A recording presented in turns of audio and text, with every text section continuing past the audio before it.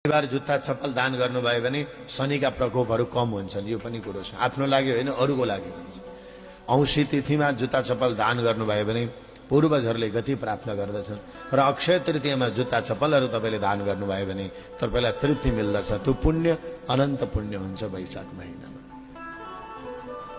अब यो वैशाख महिना थाहा पाएसम्म काहीँ मिल्यो भने, अब देश विदेशमा उनीहरूलाई त सम्भव छैन यतैउति, किनभने उहाँ त सबै एसीमा हिँड्छन्, मान्छेहरू कुलर लगाएर हिँड्छन्, त्यहाँ दान गर्ने कसैलाई गिफ्ट गर्ने कुरो भएन।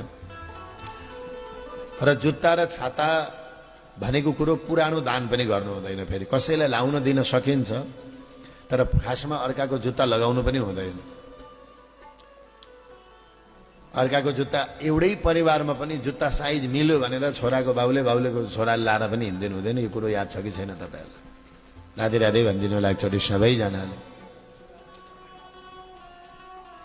घरमा आमा छोरीले छोरा बाबाहरूले पनि जुत्ताको साइज मिल्यो भन्दैमा लाएर हिँड्दैन हुँदैन। त्यो जुत्ता भनेको शनि तल रका हुन्छ।